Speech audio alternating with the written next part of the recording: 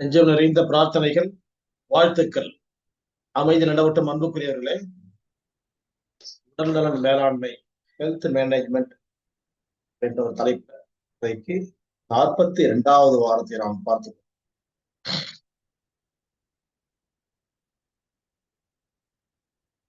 இதே 4 தலைத்தலைப்புகள்.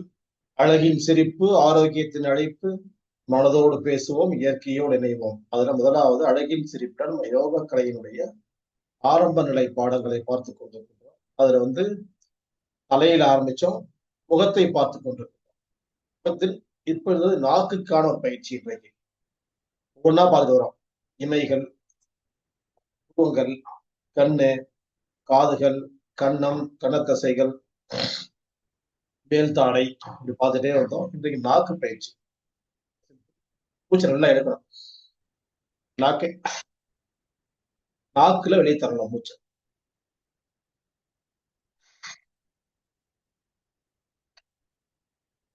இந்த மாதிரி முதல் நாள் ஒரு 5 முறை செய்யலாம். ஒரு 2 நாள் பழக்கம் ஆயிடுச்சுன்னா 10 முறை செய்யலாம். அதுக்கு மேல உங்களுக்கு போதுமான சக்தி இருக்குதான்றது தெரிஞ்சதுக்கு அப்புறமா தான் மேல கூட்டலாமான்னு தெரியலாம். ரொம்பவும் நீங்க போர்ஸ் பண்ணக்கூடாது. எப்பவுமே நம்ம உடம்பால் ஏற்றுக்கொள்ளக்கூடிய அளவுக்கு தான் நம்ம இதை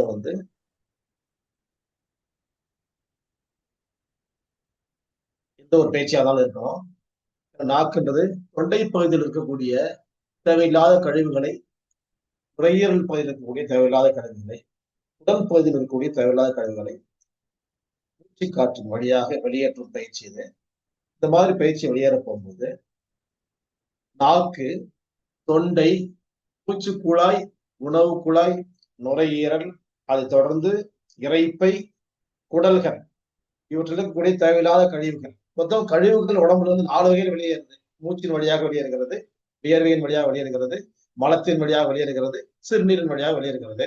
அதுல 4ல ஒரு பகுதியான இந்த மூச்சின் வழியாக வெளியேறதில்ல, வாயு வழியாக மூச்சு வெளியே தள்ளுவதன் மூலமாக நம்ம இந்த பயிற்சியை குடல் கொஞ்சம் ஃபோர்ஸ் பண்ணி வெளியேறணும். ரொம்பவும் ஃபோர்ஸ் இருக்க கூடாது. இயல்பான அளவுல தான் நம்ம இருக்கணும். நம்மளால முடிஞ்ச அளவு தான் பண்ணணும்.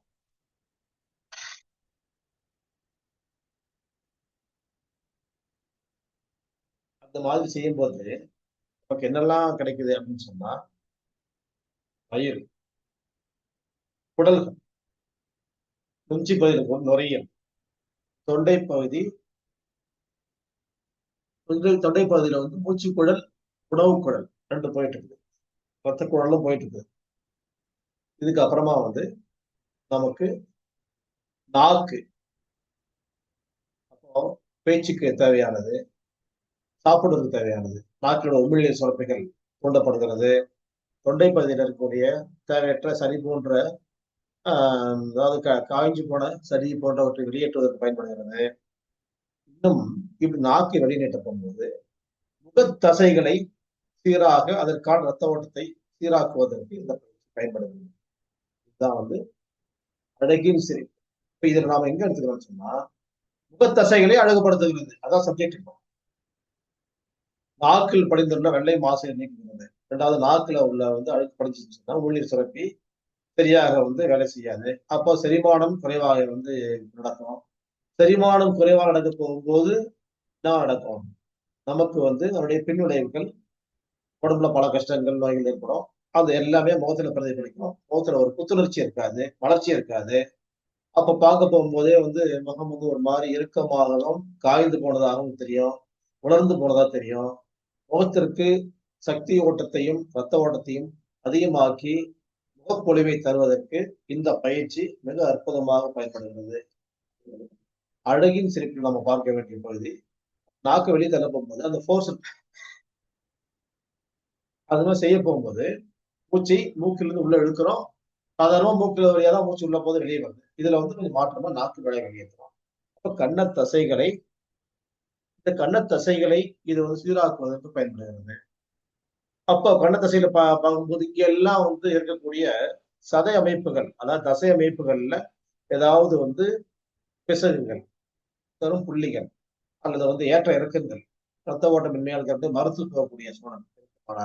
உதடுகளோ கண்ணப்பகுதி கீழ்த்தாடை பகுதிகளோ மருத்து போகக்கூடிய சூழ்நிலை இருந்து அதனால ஒரு பெரிய பெண் விளைவை நாம் சந்திக்க வேண்டிய சூழ்நிலை இருந்தால் இந்த பயிற்சி அதிலிருந்து மீட்டெடுப்பதற்கான வாய்ப்பாகவும் பயன்படுத்திக் கொள்ளலாம் என்பது இன்னொரு குறிப்பு. ஆக மொத்தம் முகத்தை அழகுபடுத்துவதற்கு பயன்படுகிறது அப்படின்றதோட நம்ம இன்னைக்கு அழகின் சிரிப்பு பகுதியை நம்ம முடித்துக் கொள்வோம். அடுத்ததாக ஆரோக்கியத்தின் அழைப்பு.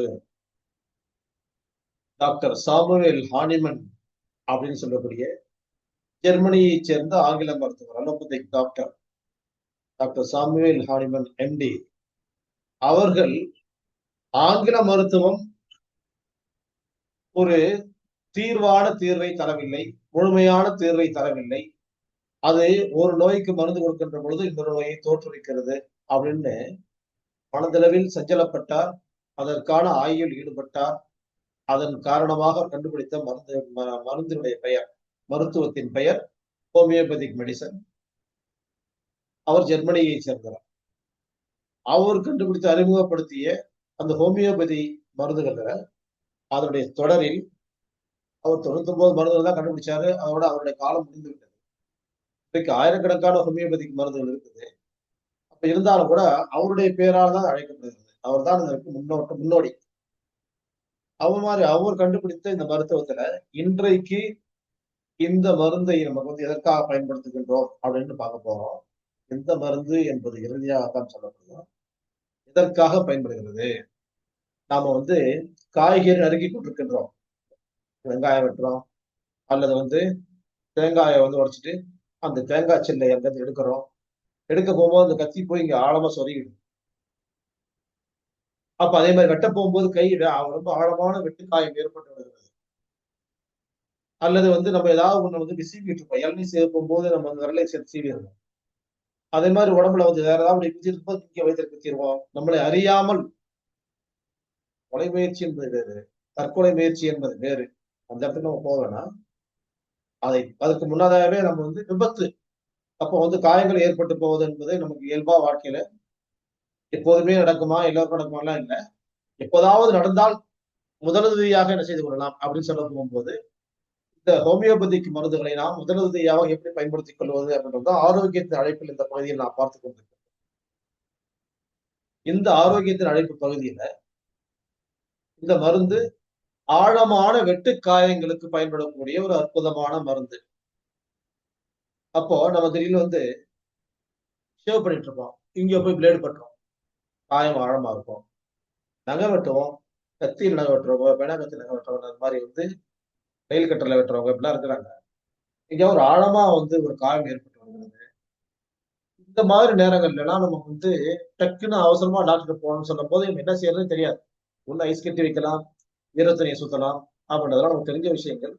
அதை தாண்டி நம்ம வேற என்ன செஞ்சுக்க முடியும்? இதை எப்படி இந்த வெட்டுக்காயத்துக்கு உடனடியாக தீர்வு காண்பது, முதலுதவியாக என்ன செய்து கொள்ளலாம் அப்படின்னு சொல்ல போகும்போது நம் நினைவுக்கு வருவதுதான் இந்த ஹோமியோபதிக் மெடிசன்.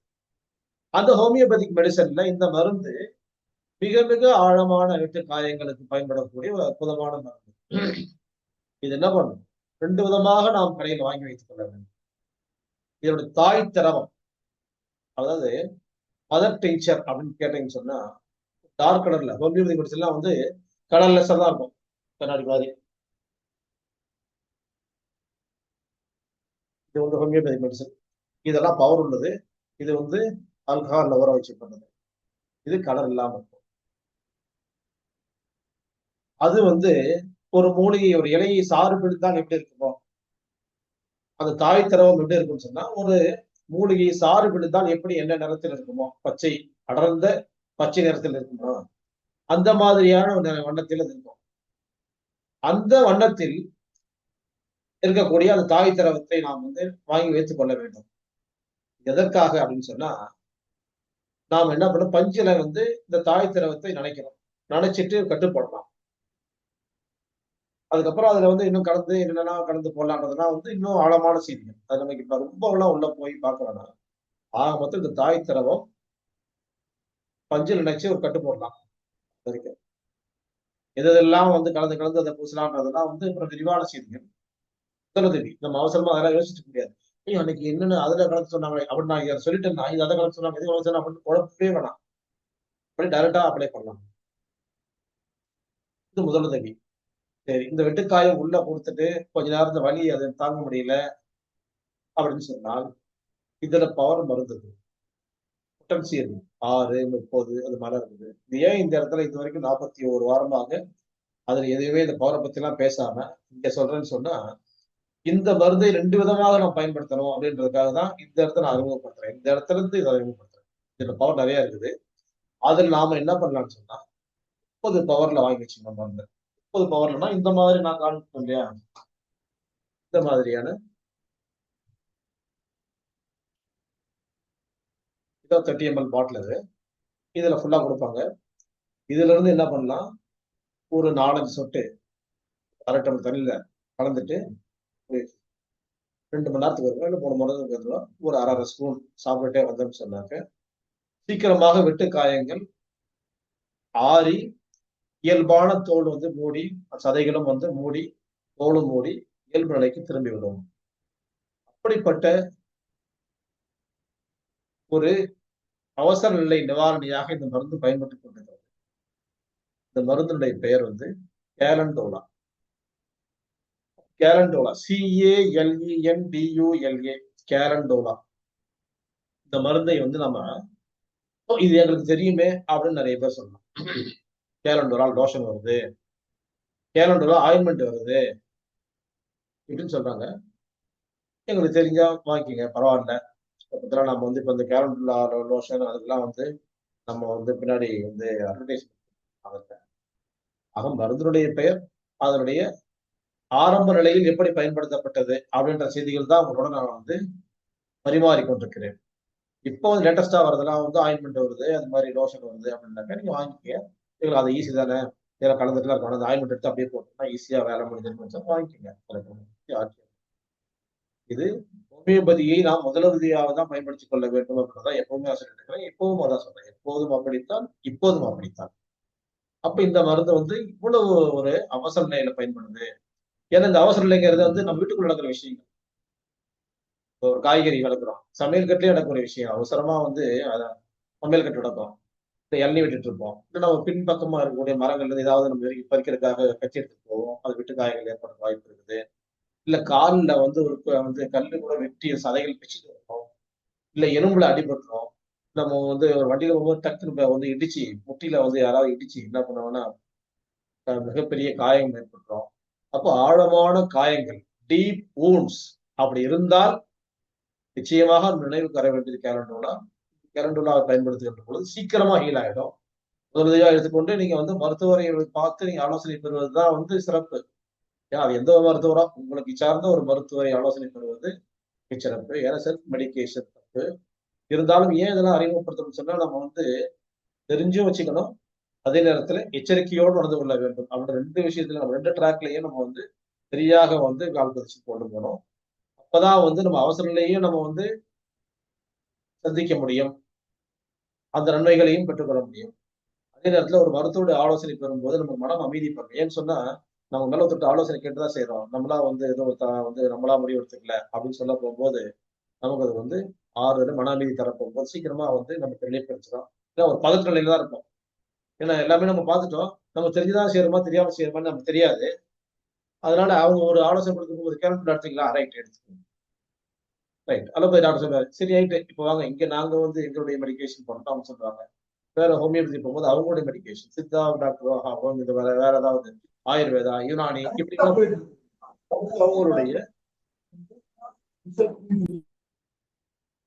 ஆலோசனைகளை அவங்க வந்து நீங்க யார்கிட்ட போறீங்களோ அவங்களுடைய ஆலோசனைகள், அக்குபஞ்சர் மருத்துவர் போனா அவருடைய ஆலோசனைகள், யோக சிகிச்சையாளர்கிட்ட போனா அவங்களுடைய ஆலோசனைகள், இப்படி எங்களாலும் எங்களாலும் எடுத்துக்கலாம். இந்த ஆரம்ப நிலையில பயன்படுத்துகின்ற பொழுது கிடைக்கக்கூடிய வெற்றி உங்களுக்கு முழு பயன் கிடைக்குதுன்னு தெரிஞ்சிச்சுன்னு சொன்னா நீங்க இதுல கூட அப்படியே ஃபாலோ பண்ணிக்கணும். அளவுக்கு ஒரு அற்புதமான வேலை செய்யக்கூடிய இந்த மருந்து ஹோமியோபதிக் மெடிசன். இது ஆரோக்கியத்தின் அழைப்பு அப்படின்ற பகுதியிலிருந்து நாம் பெறுகின்ற ஒன்று. மூன்றாவதாக மனதோடு பேசுவோம். இந்த மனதோடு பேசுவோம் அப்படின்ற ஒரு தலைப்பு வந்து மனிதன் மனம் சார்ந்தவன். அவன் மனதோடு பேசிக் கொண்டிருப்பவன், மனம் இயக்குகின்ற வழியில் அவன் நடைபோடுகின்றவன். எல்லா உயிரினங்களும் மனது இல்ல இருக்கு. அது வந்து ஒரு நேர்கோட்டில் ஒரே ஒரு நேர்கோட்டில் மட்டும்தான் பயணிக்கும். அதனால அது வந்து அது இதற்கு தனித்தனி வழி இருக்குது. அது ஒரு வழி மட்டும்தான் அது போகும். ஆனா மனிதன் அப்படிப்பட்டவன் அல்ல. மனிதனுக்கு நொடிக்கு நொடி மாறும் குணமுடையவன். ஏனென்றால் அவனுக்கு கூடுதலாக ஒரு அறிவு பெற்றவனாக அவன் இருந்து கொண்டிருக்கின்றான் என்பதனால் அவனுடைய ஆய்வு நிலையில் இருக்கக்கூடிய அந்த ஆராய்ச்சி மனப்பான்மை அவனை உலகின் பார்க்கின்ற ஒவ்வொரு காட்சிகளிலும் நினைக்கின்ற ஒவ்வொரு நினைப்புகளிலும் சிந்திக்கின்ற ஒவ்வொரு சிந்தனையிலும் வெவ்வேறு விதமான வடிவங்களையும் பாதைகளையும் தேர்ந்தெடுக்கக்கூடிய ஒரு அறிவாற்றலை மனிதன் பெற்றிருக்கின்றான். ஆகவே அவன் மாறும் மனநிலை உடையவன், அவன் மனம் சார்ந்தவன். அதனால்தான் அவன் மனிதன் என்று அழைக்கப்படுகின்றான். ஆகவே அவனுடைய மனதுள் என்ன தோன்றுகின்றதோ அதற்கேற்ப அவன் முடிவுகள் மாறிக்கொண்டே இருக்கின்ற பொழுது, அதில் தடுமாற்றங்கள் ஏற்படுகின்ற பொழுது எவ்வளவோ நன்மைகளையும் அவன் பெறுகின்றான், அதே அளவு தீமைகளையும் அவன் அடைகின்றான். அப்போ நன்மை எது தீமை எது என்பதை அவன் அனுபவத்தின் மூலமாக தெரிந்து கொள்வது ஒரு புறம். அதாவது பெற்றவர்கள், பெரியவர்கள், ஆன்றோர்கள், இப்படி கல்வியாளர்கள், முன்னோர்கள், இப்படி உள்ளவரிடமிருந்து வாழும் காலத்தில் அவர்கள் சந்திக்கக்கூடிய அவருடைய மூத்தவர்கள், அவரிடமிருந்து பெறக்கூடிய அறிவு, அல்லது அவர்களுடைய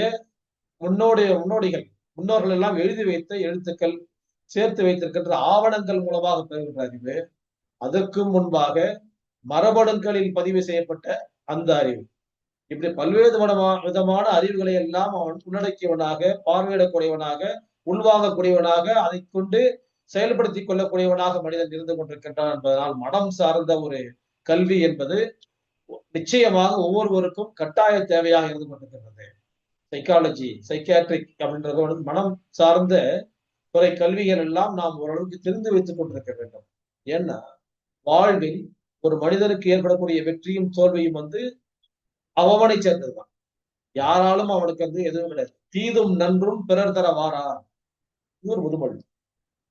அப்போ அவன் ஏன் இந்த மாதிரி முடிவெடுக்கிறான்? அவனுக்கு எல்லாம் தெரியும் நினைக்க போகும்போது அவன் முடிவெடுக்கிறான். ஒருத்தர் சொல்ல கேட்க போகும்போது அவங்க சொல்றதை கேட்கிறான், இவங்க சொல்றது இவங்க சொல்ல கேட்கிறான், அப்புறமா என்ன சொல்ற இவங்க சொல்ற தப்புன்னு வேற ஒரு முடிவு எடுக்கிறான். இப்படி மாறும் மனநிலையை கொண்டு அவன் மாற்றங்களை ஏற்படுத்துகின்ற பொழுது அதில் வெற்றி அடைகின்றான், தோல்வி அடைகின்றான், வெற்றியும் தோல்வியும் மாறி மாறி அடைகின்றான். இறுதியில் வெற்றி மட்டுமே பெற்றுக் கொண்டு போகக்கூடியவர்கள் இருக்கிறார்கள், முடிவடைந்து இருக்கிறார்கள்.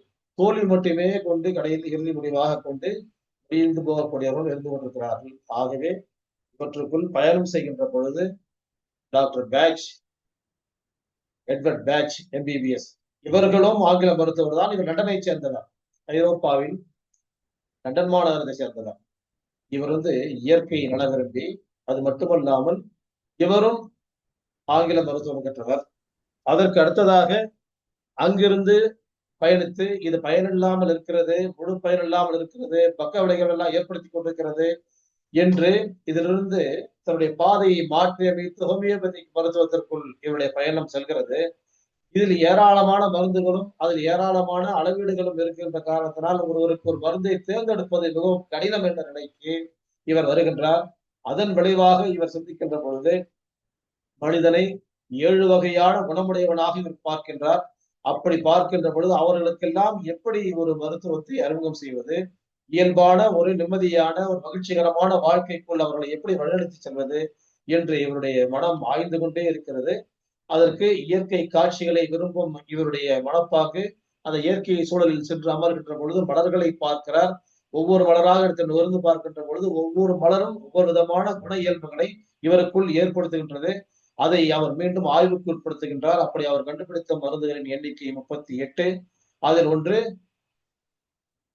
பாறையிலிருந்து கொட்டக்கூடிய சுனை நீர். அது தவிர மீதி 37 மருந்துகளும் 37 விதமான மலர்களிலிருந்து அவர் கண்டுபிடித்த மருந்துகள். இவைகளை மனதை அமைதிப்படுத்தி இன்பமயமான உலகத்திற்குள் வாழ்க்கையின் நிம்மதியான உலகத்திற்குள் ஒரு வாழ்க்கையை கொண்டு செல்வதற்கு மிக மிக பயனளிக்கிறது என்பதை நாம் பார்த்துக் கொண்டு வருகிறோம். 7 விதமான மனநிலை உடையவர்களை பார்த்துக் கொண்டு வருகின்ற பொழுது முதல் வரிசையில் 7 விதமான மருந்துகளை நாம் பார்த்தோம். 2வது வரிசையில் நாம் பார்த்துக் கொண்டே வருகின்றோம். அப்ப 7 14 மருந்துகள் இல்லை. இன்னைக்கு கடைசியாக 13வது மருந்து என்று பார்க்கின்றோம். அப்போ ஏற்கனவே 12 மருந்துகள் பதிவு செய்யப்பட்டிருக்கின்றது. 13வது மருந்து. இந்த மருந்துக்குரிய நபர் எப்படி இருப்பார் அப்படின்னு சொல்லிட்டு இவர் எப்படி அறிமுகம் செய்யறாருன்னா, இவருக்கு அதாவது இந்த மனிதர் எப்படி தன்னை கற்பனை செய்து கொள்கிறார் என்றால், நமக்கு மனசுலயும் பலம் இல்ல, உடம்புலயும் பலம் இல்ல. உடம்பையும் மனசையும் நம்ம வந்து சரி பண்ணிக்கிட்டு தான் ஒரு வேலை செய்ய முடியும். அப்படின்ற நம்பிக்கையே ரொம்ப ஆழமா இருக்கும். இவர் என்ன பண்ணுவாரு, காலையில உட்கார்ந்து யோசிப்பாரு. நமக்கு வந்து இன்னைக்கு இந்த வேலை செய்ய முடியுமா? செய்ய வரல. மூடு. அப்பப்ப இந்த வார்த்தையை பயன்படுத்துவாரு அவரு. மூடே வரல. அப்புறம் இன்னைக்கு வந்து டயர்டா இருக்கு. உடம்பு என்னமோ உடம்பு சரியில்லாத மாரி தெரியுது. நல்லா உடம்புல சரி பண்ணிக்கிட்டு ஒரு 1 மணி நேரம் பொறுத்து போலாம். அப்புறம் 2 மணி நேரம் பொறுத்து போலாம். சரி போறாரு. இன்னைக்கு இந்த வேலை எடுக்க வேணாம். ரொம்ப லேட்டா கிளம்பி வந்துட்டோம். இன்னைக்கு இந்த வேலை வந்து நமக்கு செட் ஆகாது. இந்த வார்த்தை அப்பப்ப யூஸ் பண்ணுவாரு. செட் ஆகாது. அப்ப நம்ம வந்து இத வந்து வேற ஒரு நாளைக்கு வச்சுக்கலாம் அந்த வேலைய. இன்னைக்கு வந்து சாதாரணமா எப்பவும் உள்ள வேலைய வந்து பார்த்து முடிச்சிடலாம். அப்படின்னு சொல்லிட்டு பெண்டிங் ஃபைல்ஸ். இவர் ஒரு அலுவலகத்துல வேலை செஞ்சா, அங்க எல்லாம் பெண்டிங் வச்சிருப்பாரு.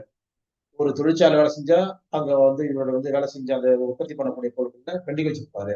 படிக்கக்கூடிய மாணவரா இருந்தா, படிக்கக்கூடிய பாடங்கள பெண்டிங் வச்சிருப்பாரு. எல்லாத்துலயுமே பெண்டிங். ஆனால், இவரால் முடியுமா? இவரோட மனம் வந்து சோர்வான மனநிலை உடையவரா? உள்ள வந்து சோர்வு இருக்குதா? மனம் சார்ந்த சோர்வு, அதற்கான சூழல், அதற்கான ஏதாவது வந்து நிகழ்வுகள் இருக்குதா? அப்படின்னு சொன்னா ஒண்ணும் இல்ல. உடம்புல அது மாரி வீக்கானவரா? அப்படின்னு சொன்னா வீக்கானவர் கிடையாது. இவரால முடியும். இவராவே நினைச்சுக்குவாரு, கற்பனை பண்ணிக்குவாரு. இன்னைக்கு செட் ஆகாது. இன்னைக்கு வந்து சூரியன் வந்து லேட்டா வந்துட்டான்.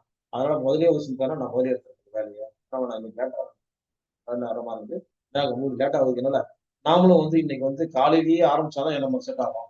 அதனால வேலை செய்ய மாட்டேன் நானு. இப்படின்ற மாதிரி இருந்து, இவர் என்ன பண்ணுவாரு, மனநிலையில வந்து இவரே வந்து தீர்மானிச்சுட்டே இருப்பாரு. இவரால எந்த ஒரு வேலையுமே வந்து ஆரம்பிக்க முடியாது. செய்ய முடியாது. அப்ப என்ன ஆகும்? இவருடைய வெற்றி, இவருடைய இலக்கு, இவருடைய முயற்சி தள்ளிக்கொண்டே போகும். அதன் காரணமாக பலவிதமான சூழ்நிலை, தோல்விகளை எல்லாம் சந்திப்பார். ஒருத்தர போய் காலையில பார்த்துட்டு ஒரு வேலை வாங்கிட்டு வந்தோம்னா, இன்னைக்கு அந்த வேலைய பார்த்தோம்னு சொன்னா வந்து நம்முடைய ஒரு பொருளாதாரத்தை நிறைவேற்றிக் கொள்ளலாம்.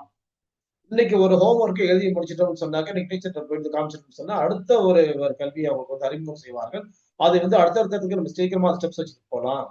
ஒரு காம்படிட்டிவ் எக்ஸாமினேஷனுக்கு பிரிப்பேர் பண்ணும்போது, இன்னைக்கு இந்த சப்ஜெக்ட் முடிச்சுட்டோம். இன்னைக்கு வந்து ஒரு லாங்குவேஜ் பார்த்து முடிச்சுட்டோம். அது மேத்தமேட்டிக்ஸ் பார்த்து படிக்கணும் நம்ம. அப்ப இந்த பார்ட் முடிஞ்சு போச்சுன்னா ஃபுல்ஃபில் ஆயிடுச்சு. அப்படின்ற மாதிரியான ஒரு மனநிலைக்குள்ள போகலாம். அதுவும் போக மாட்டேங்குது. அத அப்படியே வச்சுட்டே இருப்பாரு. இந்த லாங்குவேஜ் நாள் பார்த்திருப்பாரு. நேத்து முடியணும்னு. நான் மறுநாள் பார்ப்பாரு. நேத்து எடுத்து பார்த்திருப்பாரு. அது அப்படிதான் இருக்கும். இன்னைக்கு எடுத்து பார்த்திருப்பாரு. அப்படிதான் இருக்கும். ஒத்தி போடும் மனப்பான்மை உடையவர். எதையுமே ஒத்தி போடும் மனப்பான்மை உடையவர். சரி. அதே மாரி இப்ப இந்த சாட்டர்டே, சண்டே ஸ்கூல் லீவ் விட்டுறாங்க பசங்களுக்கு.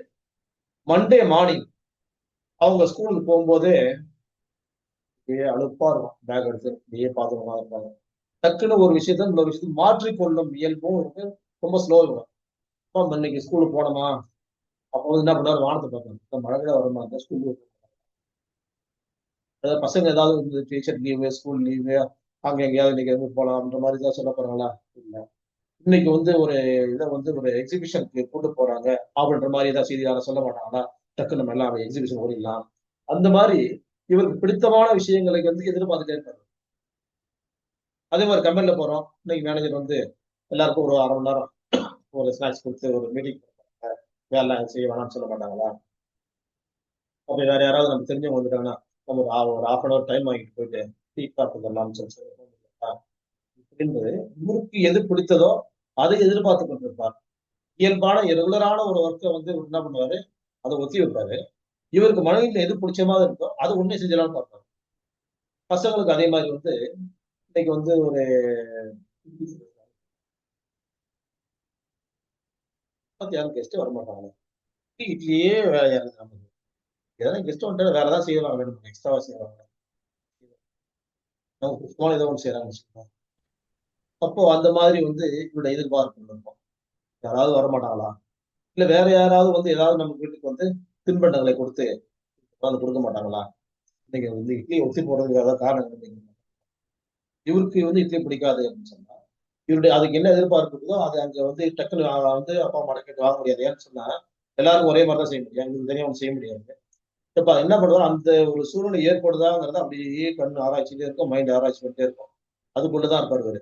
அப்ப வேண்டாத வெறுப்பா வந்து அத அப்படியே சாப்பிடட்டும், அப்படியே தள்ளி தள்ளி போட்டே உட்கார்ந்திருப்பார். ஏதாவது தள்ளி போட்டு, அதுக்குள்ள ஏதாவது நடந்துராதா அப்படின்றதுக்குள்ளேயே தான் இவரு இருப்பார்.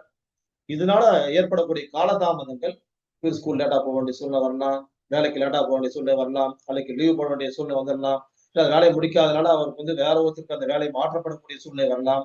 ஒரு ஜாப் ஒர்க் எடுத்து பண்றாரு. இவர் அட்லீஸ்ட் ஒரு ஒரு போர்டு செய்றவரு, டிசைன் பண்றவருன்னு வச்சுக்கங்களேன். அந்த வேலைய கூப்பிடுறாங்க. இன்னைக்கு வரல சார். இன்னைக்கு நான் வேலையா இருக்கிறேன். இப்போ மறுநாள் மத்தியானமா வரேன்னு சொல்லியிருப்பாரு.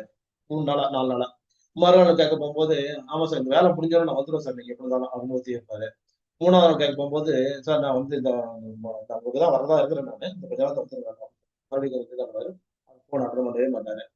4வது நாளா என்ன ப்ரோ முடிவு எடுத்துட்டு சரி 3 நாளா 10 பண்ணிட்டாங்க. இன்னைக்கு இந்த வேலை முடிக்கலாம்னு கால் பண்ண போகும்போது என்ன சொல்றாங்கன்னா, நான் 2 நாள் எதிர்பார்த்தேன். நேத்து கூட உங்கள எதிர்பார்த்தேன். லேட்டா வரேன்னு சொன்னீங்க. தான் கிளம்பிட்டு இருக்கேன்னு சொன்னீங்க. மதியானம் வரைக்கும் பார்த்தோம். எங்களுக்காக கிளம்பிட்டு நீ மதியானம் வரைக்கும் எப்ப நீங்க வரலையோ, அப்ப நீங்க எங்களுக்காக இல்லன்னா வேலை நான் படிச்சேன். வேலைய முடிஞ்சு போச்சு. ஐயோ! அந்த வேலை கிடைச்சிருந்தா இன்னைக்கு ஒரு 6,000 கிடைச்சிருக்கும், 7,000 கிடைச்சிருக்கும் அப்படின்னு அப்போ மனம் சஞ்சலப்படும். அப்போ அந்த ஒத்தி போடுறது ஏன் ஒத்தி போட்டோம் நினைக்க போகும்போது அவருக்கே காரணம். நம்மளால தான் முடியுமே. நேத்தெல்லாம் வேலை இல்லாம தானே இருந்தோம். வேலை இல்லாம தான் இருந்திருக்காரு. அவரால முடியும்.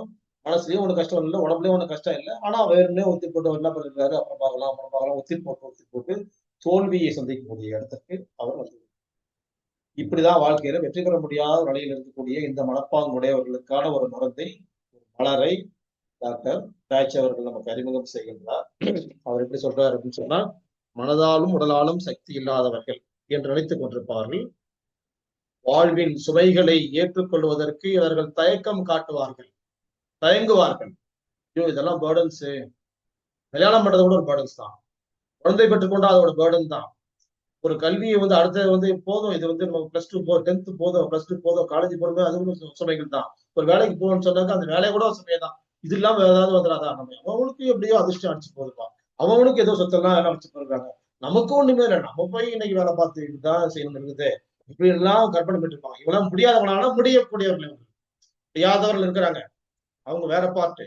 அவங்க உடலால் பலவீனமானவர்கள் இருக்கிறாங்க. மனதால் பலவிதமான சூழ்நிலைக்கு ஆட்பட்டு பலவீனமடையவர்கள் இருக்கிறாங்க. இவர்கள் மனதாலும் உடலாலும் ஆற்றல் உடையவர்கள். ஆனால் இல்லை என்று கருதக்கூடியவர்கள், அதை ஒத்தி போட்டுக் கொண்டே இருந்து அதன் காரணமாக தோல்விகளையே சந்தித்துக் கொண்டிருக்கக்கூடியவர்கள். அப்படிப்பட்ட மனப்பான்மையினருக்கு தான் பேட்ச் அவர்கள் இந்த மருந்தை நமக்கு அறிமுகம் செய்து கொண்டிருக்கின்றார். அதை மேற்கொண்டு அது இவர் என்ன சொல்றாரு, என்னை ஸ்ட்ரென்தன் பண்ணிக்கிட்டு தான் நான் அந்த வேலைக்கு போவேன். என்ன நான் வலிமைப்படுத்திக்கிட்டு தான் நான் இந்த வேலையை செய்வேன். என்ன ப்ரிப்பேர் பண்ணிக்கிட்டு தான் அந்த வேலைக்குள்ள போவேன். நான் ப்ரிப்பரேஷன் இல்லாம எதுவுமே செய்ய மாட்டேன். இப்படியான ஒரு வாக்கியங்களை எல்லாம் பயன்படுத்திக் கொண்டே இருப்பார். ஒத்தி போடுவதற்கு எப்போ என்ன காரணம் கண்டுபிடிக்கிறதுலயே தான் அவருடைய ஆராய்ச்சி இருக்கும். அதை விட அதை எடுத்துட்டு அந்த வேலையை முடிச்சு வந்துடலாமே. அதே மாதிரி தனக்கு ஒரு விருப்பமான வேலை இருந்தா அதை முன்கூட்டியே செய்து கொண்டு வருது. தனக்கு பிடித்தமான உணவோ, தனக்கு பிடித்தமான வேலையோ, தனக்கு பிடித்தமான பொழுதுபோக்கோ இருக்குமானால், அது முதல் ஆளாக நின்று செய்து அது போய் அதை ரீச் பண்ண இடத்துல போய் அந்த வேலையை பார்த்து அதை என்டர்டைன் பண்றதுக்கு தயாரா இருக்கக்கூடிய நபர்கள். இப்படிப்பட்டவர்களை மனதை திசை மாற்றி, அவர் மனதை ஒருநிலைப்படுத்தி, ஒழுங்கான பாதையில் அவரை நடைபோட வைப்பதற்கு டாக்டர் பேட்ச் அவர்கள் அறிமுகம் செய்கின்றார்கள். இந்த மருந்து hornbeam, HORNBEAM, horn beam.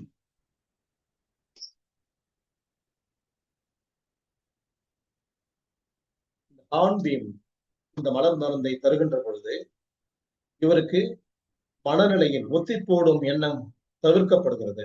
அதனால் உடனடியாக ஒரு வேலையை செய்வதற்கு தயாராக விடுகிறார். ஒரு மாணவர்னு சொன்னா இன்னைக்கு பாடம் இன்னைக்கே முடிச்சிடணும். இன்னைக்கு லாங்குவேஜ் முடிச்சாச்சு. ஈவினிங் மேத்ஸ் போட்டு பார்த்தோம். நாளைக்கு சயின்ஸ்ல ஃபர்ஸ்ட் ஒன்று எடுக்கணும், பாடம் எடுத்தணும். நாளைக்கு ஈவினிங் கெமிஸ்ட்ரி எடுத்து பார்த்துடணும். அதுக்கப்புறம் பிசிக்ஸ் எடுத்து பார்க்கணும். அதுக்கப்புறமா நமக்கு சோசியல் சயின்ஸ் எடுத்து பார்க்கணும். அதுக்கப்புறமா என்னென்ன பெண்டிங் இருக்குன்னு பார்க்கணும். அப்புறம் நாளைக்கு 2 நாள் பெண்டிங் ஒர்க் முடிச்சிடணும். அதுக்கு அடுத்த நாள் காலையில எக்ஸசைஸ் எல்லாம் நம்ம ஸ்டார்ட் பண்ணிடணும். நம்ம அதுக்கப்புறம் அந்த ஸ்போர்ட்ஸ் ஆக்டிவிட்டிஸ்ல போய் ஜாயின் பண்றதுக்கு நம்ம ப்ரிப்பேர் பண்ணிடணும். இப்படின்ற ஆர்வத்தை இதுக்குள்ள கொண்டு வந்துடும். அது ஒரு ஒர்க்ல பெண்டிங் ஃபைல் அப்படியே நின்றுட்டு இருக்கோம். இவர் என்ன பண்ணுவாரு, இந்த மருந்து சாப்பிட ஆரம்பிச்சதுக்கு அப்புறமா போய் கடகடன்னு பெண்டிங் ஃபைலே இல்லாம இவருடைய டேபிள்ல ஃபைலே இருக்காது. ஏப்பா அந்த ஃபைல் எங்க பாத்தி வச்சுட்டேன் நீங்க அப்படின்னு சொல்லும்போது, இல்ல சார் எல்லாம் கம்ப்ளீட் பண்ணி முடிச்சுட்டு அடுத்த இடத்துக்கு அனுப்பிட்டேன். அப்படியா, வெரி குட். அதே போல ஸ்பேர் பார்ட்ஸ் ஒரு ஃபேக்டரி இருக்கிறாரு. டக்குன்னு போனா இவர் முடிச்சு கொடுத்துருவாரு. ஒரு நாள் முடிச்சுட்டு பாரு, முடிச்சு கொடுத்துட்டு அடுத்த பணம் வச்சிருவாங்க. நம்ம அதை உட்காந்து மறுபடியும் பண்ண உட்காந்துக்கணும் அப்படின்னு ஊசி போட்டே இருப்பாரு. இப்ப என்ன பண்ணுவாரு, கொடுத்தா நம்முடைய டியூட்டி டைம்ல நம்ம கொடுத்து நம்ம வேலையை பார்க்க தான் செய்யணும், நம்ம முடிச்சிருவோம் அப்படின்னு டக்கு அந்த வேலையை முடிப்பாரு. அதே மாதிரி எந்த ஒரு பெண்டிங் வேலையா இருந்தாலும் சரி, இந்த டெக்னிக்கல் ஒர்க் பண்றாங்க பாருங்க, எலக்ட்ரீஷியன், இந்த பிளம்பிங் ஒர்க், இந்த மாதிரி உள்ள எல்லாம் இவங்கெல்லாம் ஒத்தி போட மனப்பான்மை அதிகமா இவங்க இருக்கும். ஏன்னா வேலை அழுப்பு மூளை வந்து பலம் இருக்கும். ஆனா வேணும் ஒத்தி போட்டே இருப்பாங்க. அப்படி இந்த மாதிரி நேரங்கள் என்ன பண்ணுவாங்க, டக்கு டக்குன்னு வேலையை முடிக்க போகும்போது அடுத்தடுத்த ஆஃபர் வந்துடும். அப்போ நான் கொடுத்தேன் உடனே முடிச்சு கொடுத்துருவாரு. யாருக்குமே இந்த இன்ஸ்டன்ட் வேர்ல்டு இது. உடனடியா செய்யணும்டா வந்து உலகம், இந்த உலகம் நேரடி உலகத்துல இவருடைய தேவை வந்து இந்த மாதிரி செய்ய ஒரு இந்த பயணிக்க ஆரம்பிச்சிட்டாருன்னு சொன்னா இவரோட தேவைகள் அதிகரிச்சுட்டே போயிடும். டக்கு டக்குன்னு இவருடைய ஆஃபர் வந்துட்டே இருக்கும். அடுத்தடுத்துக்கு முன்னேறி போயிடலாம். அந்த மாதிரி ஒரு முன்னேற்றத்தை தருவதற்கான வாய்ப்பை இந்த ஹார்ன்பீம் என்ற மருந்து இத்தகையவருக்கு பயன்பட்டு வெற்றி காண வைத்துக் கொண்டிருக்கிறது. நீங்கள் பார்க்கின்ற பொழுது, பயன்படுத்துகின்ற பொழுது உங்களுக்கு இந்த வெற்றியின் இலக்கை அடைவதற்கான நபர்களுக்கு இதை கொடுத்து நீங்க வெற்றி காண வேண்டும் என்பதுதான் பேச்சுடைய விருப்பம். 3வது பகுதி மனதோடு பேசுவோம் என்ற பகுதியில இதை பற்றி நாம் பேசிக் கொண்டிருக்கின்றோம். 4வது பகுதி அக்குபங்சர் மருத்துவத்தினுடைய ஒரு பகுதி. இதற்காக யாருக்காக பேசிக் கொண்டிருக்கின்றோம்? நாளை மலரவிருக்கின்ற ஒரு புது மலருக்காக, புதிய வரவுக்காக, குழந்தையின்மையின் காரணமாக அதை நீண்ட நாள் காத்திருப்பில் இருக்கக்கூடியவர்களுக்காக, புதிய மணமக்களுக்காக, அல்லது புதிய மன வாழ்க்கையை ஏற்றுக்கொள்வதற்கு ஏற்பாடு செய்து கொண்டிருப்பவர்களுக்காக அல்லது தேடிக்கொண்டிருப்பவர்களுக்காக பயன்படக்கூடிய பகுதி. இந்த உள்ளங்கையில் ஒவ்வொரு பகுதியாக பார்த்துக் கொண்டு வருகின்றோம். ஒவ்வொரு பகுதியும் உடலோடு பிரதிபலிப்பு எங்கே வந்து எந்த உறுப்போடு பிரதிபலிக்கிறது, அந்த புள்ளியில் அழுத்தம் தருகின்றது, என்ன நடக்கிறது அப்படின்றத பத்தி பேசிட்டு இருக்கிறோம். என்ன நடக்கிறதுன்றதை வந்து ஒவ்வொரு வாரமும் தான் ஞாபகப்படுத்துறோம். இந்த வாரமும் அதே நினைவூட்டை நான் வந்து சொல்றேன். எந்த ஒரு பகுதியை வந்து இந்த பாயிண்ட்ல நம்ம வந்து பிரஸ் பண்ணாலும் அந்த அழுத்தம் தருகின்ற பொழுது யார் அழுத்தம் தருகின்றார்களோ அவர்களுக்கு அது பயனளிக்கிறது, ஆணோ பெண்ணோ. 2வது, அதை தாண்டி அவர்கள் குழந்தைக்காக ஏற்பாட்டு இருக்கக்கூடியவர்களாக இருந்தால் அது அவர்கள் விந்தணுவில் அல்லது கருமுட்டையில் உள் சென்று அந்த மரபணுவில் வந்து சக்தியோட்டத்தை அதிகப்படுத்தி தருவதற்கு, ஒழுங்குபடுத்தி தருவதற்கு இந்த புள்ளிகள் பயன்படுகிறது. அப்ப தாய்மாரும் தந்தைமார்களும் அவர்கள் இந்த புள்ளியை அழுத்தம் கொடுக்க போகும்போது அதன் காரணமாக எதிர்காலத்தில் பிறக்கவிருக்கின்ற குழந்தைகளுக்கு பெற்றோரின் நோய்களும் பரம்பரை நோய்களும் இல்லாத குழந்தைகளாக மலர வைப்பதற்கான வாய்ப்பை அவர்கள் பெறுகின்றார்கள். காலதாமதம் கூட ஒரு நன்மையான காரியமாகத்தான் நடைபெற்றுக் கொண்டிருக்கின்றது என்பதை அவர்கள் மனதிலே பதிய வைக்க வேண்டும் என்ற நோக்கத்தில் தான் இந்த பகுதி இன்றைக்கு நடைபோட்டுக் கொண்டிருக்கின்றோம். மிக மிக அற்புதமான ஒரு வாய்ப்பு. ஒவ்வொரு வாரமும் ஒவ்வொரு பகுதி, சென்ற வாரம் மூளை பகுதியை பற்றி பேசிக் கொண்டிருந்தோம், அதுக்கு முன்ன கண்ணை பற்றி பேசிக் கொண்டிருந்தோம், அதுக்கு முன்ன வந்து சைனஸ் பற்றி பேசிட்டு இருந்தோம். ஒவ்வொரு பகுதியாக பார்த்துக் கொண்டு வருகின்ற பொழுது இன்றைக்கு எல்லாமே முக்கியம்தான். இதுக்கு எல்லாத்துக்கும் தலையாய முக்கியத்தை தான் இன்னைக்கு பார்க்கின்றோம். இடது கையினுடைய ரேகை மேல் இந்த இடத்துல அழுத்தணும். இந்த இடம் எதற்கான இடம் என்றால், ஒரு இடம் பிடிக்கணும்னா எங்க இடம் பிடிக்கணும்? ஒருத்தட்ட இதயத்தில் இடம் பிடிக்க வேண்டும். இந்த இதயத்தில் இடம் பிடிப்பதற்கான பகுதி தான் இது. இதயத்திற்கான பகுதி. இதயத்திற்கான இந்த பிரதிபலிப்பு புள்ளியை நாம் லேசாக அழுத்தி பார்க்கணும். அழுத்தி பார்க்கும்போது அதுல பெயின் இருக்குமானால் தொடர்ந்து வந்து 2-3 நிமிடங்கள், 2 நிமிடங்கள் வச்சுக்கலாங்க, 120 முறை மெதுவா அழுத்தணும். வலி இல்லைன்னு சொன்னா ஒரு 60 முறைகள் லேசா அழுத்தலாம். போக போக 30 முறையா மாத்திக்கலாம். இந்த மாதிரி அழுத்தம் தருகின்ற பொழுது யார் எதை அழுத்தம் தருகின்றார் அவர்களுடைய இதயத்திற்கான ரத்த ஓட்டத்தையும் சக்தி ஓட்டத்தையும் சீராக்கி தருவதற்கு பயன்படக்கூடிய இந்த புள்ளி. அப்போ இது ஒரு ஆண் செய்கின்ற பொழுது அவருடைய விந்தணுக்களில் சென்று பதிவு செய்யப்படுகிறது. அப்போ அவருக்கு இந்த பகுதியின் நோக்கமே வந்து குழந்தை பெறுவதற்கு முன்பாக இந்த பயிற்சி எடுத்துக்கொண்டு பெறுபவர்கள் பிறக்கின்ற குழந்தைகளுக்கு பெற்றோர் நோய்களும் பரம்பரை நோய்களும் இல்லாத குழந்தைகளை பெறுவதற்கான வாய்ப்பை ஏற்படுத்தி தருகின்ற பகுதி அப்படின்றத மனதில் கேட்க போகும்போது இது நிச்சயமாக அவர்களுக்கான எதிர்காலத்திற்கான பகுதி. ஏன்னா அக்குபங்சர் மருத்துவம் என்பது பிரிவென்டிவ் சிஸ்டம் ஆஃப் மெடிசன். நோய் வருமுன் காப்பதற்கான ஒரு மருந்து. அதற்காக அதை கண்டுபிடித்து வைத்தார்கள் முன்னோர்கள். ஆனா இன்றைக்கு வந்து நோய் வந்ததுக்கு அப்புறம் டாக்டர் தேடி, டாக்டர் எனக்கு இந்த மாதிரி கஷ்டம் இருக்கு, அது மாதிரி கஷ்டம் இருக்குன்னு சொல்லிட்டு அழைச்சிட்டு உட்காந்துருக்கிறோம். ஆனால் இது வருமுன் காப்பதற்கு அப்படின்ற ஒரு நிகழ்வை நாம் வந்து மனசுல பதிய வச்சோம்னு சொன்னாக்க, எதிர்காலத்தில் ஒரு நோய் இல்லாமல் வாழ்வதற்கான முன்னேற்பாடு இதுன்னு தெரிஞ்சுட்டு சொன்னாக்க இதை நாம் பயன்படுத்திக் கொள்வதன் மூலமாக பிற்பகுதியில், வாழ்வின் பிற்பகுதியில் நாம் ஆரோக்கியத்தோடு வாழ்வதற்கான ஒரு வாய்ப்பையும், அதே நேரத்தில் எதிர்காலத்தில் வரவிருக்கின்ற ஒரு புது வரவிற்கான ஆரோக்கியத்தை உறுதிப்படுத்துவதில், நிலைப்படுத்துவதில் பயன்படக்கூடிய ஒரு இடமாகவும் இது இருந்து கொண்டிருக்கின்றது அப்படின்றதுதான் செய்தி. மற்றபடி ரிஃப்ளெக்ஸ் பாயிண்ட் இதை அடுத்து நான் சேர்ந்து நல்லா டெய்லி அன்றாட பேசிதான் இருக்கிறோம். அவங்களுக்கான செய்தி அடுத்த ஜெனரேஷன் கொண்டு போகணுன்றதுக்கான செய்தி தான் இந்த லாஸ்ட் பகுதி. இந்த பகுதியை நீங்கள் முழுமையாக புரிந்து கொள்ள வேண்டும். அப்ப இதயத்திற்காக இந்த இடத்த அழுத்த போகும்போது ரத்த குழாய்கள் ஏற்படக்கூடிய அடைப்புகள், திடீரென்று வரக்கூடிய மாரடைப்புகள் வராமல் தடுக்கக்கூடிய இடம், ரத்த குழாய்களில் அடைப்பு இல்லாமலேயே நிர்வாகம் செய்யக்கூடிய, பாதுகாத்து இதயத்தை பாதுகாப்பாக வைத்துக் கொள்ளக்கூடிய பகுதி.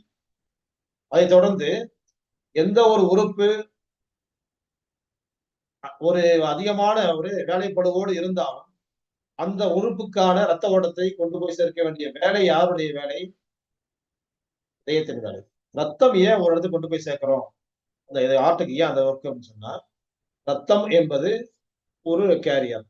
அந்த கேரியர்ல என்ன போகுது? ஆக்சிஜன் நிரம்பி கொண்டு போகுது. ஆக்சிஜன் என்னது? காற்று, தூய்மையான காற்று கொண்டு போய் அங்க சேர்க்குது. ஏன்?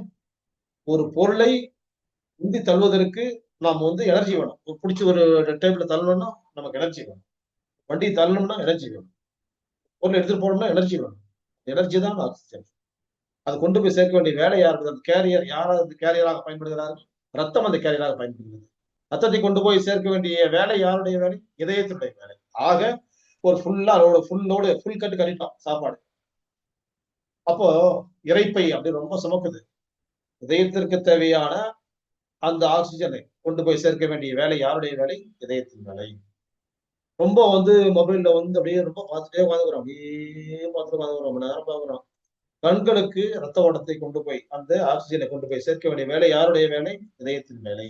ரொம்ப நேரம் ஒர்க் பண்றோம், உட்காந்து எழுதுறோம், மூளை சோர்வடையுது. மூளைக்கு இந்த ஆக்சிஜனை கொண்டு போய் சேர்க்க வேண்டிய வேலை யாருடைய வேலை? இதயத்தினுடைய வேலை.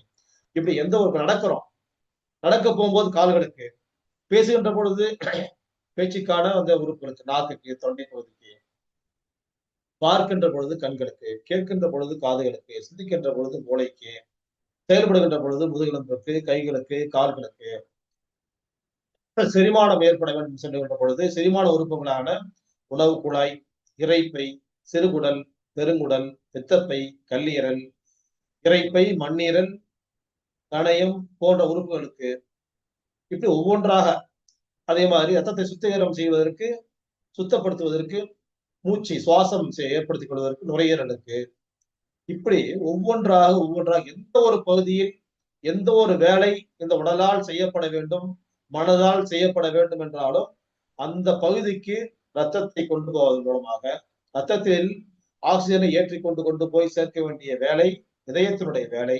அந்த இதயம் சீராக இயங்குமானால் எல்லா உறுப்புகளுக்கும் தேவையான சக்தியை கொண்டு போய் சேர்ப்பதற்கு இதயத்தால் அதை எளிதாக செய்ய முடியும். ஒருவேளை அது செய்ய முடியலன்னு சொன்னா, இதயம் சுமைகளை தாங்கக்கூடிய சுமைதாயாக ஒரு தாயினுடைய மனப்பான்மையை கொண்டதாக இதயம் இருந்து கொண்டிருக்கின்றது. எல்லாரும் தெரியும். நம்ம ஹார்ட் அம்மா மாதிரி அப்படின்னு நிறைய தடவை நம்ம பேசியிருக்கிறோம். நிறைய இடங்கள் நீங்களும் படிச்சிருப்பீங்க. ஏன் மட்டும்தான் இல்லை, எங்க வேணாலும் படிச்சிருக்கலாம் நீங்க. அப்போ ஹார்ட்ன்றது மதர் லைக் ஆர்கன். அப்ப அம்மா சோர்வடைஞ்சிட்டாங்கன்னா வீட்டுல எந்த வேலையுமே ஓடாது. அப்ப அம்மா ஆரோக்கியமா இருக்கணும்ன்றது முக்கியம் இல்லையா?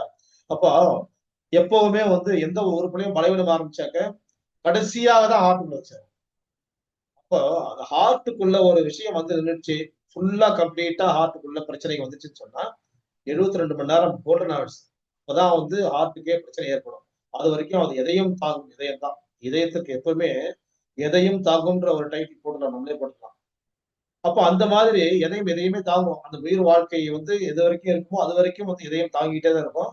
அப்போ எப்போ இதயம் இதயமே சீர்கட ஆரம்பிக்குதோ அப்போ உயிருக்கு ஆபத்து ஏற்பட தொடங்கிடுச்சுன்ற அர்த்தம். அதை எப்படி புரிஞ்சுக்கலாம்? வேர்வை, நாக்கு குளறல், சோர்வு, வாந்தி நிலை, உணவு உள்ள லோடு இருந்துச்சு சொன்னா வாந்தி நிலை, இதெல்லாம் பார்க்க போகும்போது நமக்கு இதயம் சீர்கட ஆரம்பிச்சு விட்டது. அப்ப என்ன பண்ணணும்? அதுக்கு முதலா நம்ம செய்ய வேண்டிய வேலையை நிறைய 20 எபிசோட்ஸ் நம்ம ஹார்ட்டை பத்தி பேசிக்கிறோம். இருந்தாலும் நினைவூட்டல் என்ன பண்ணணும்னு சொன்னா, ஓய்வு தான் முதல்ல முக்கியம். உடலுக்கு ஓய்வு, மனதுக்கு ஓய்வு.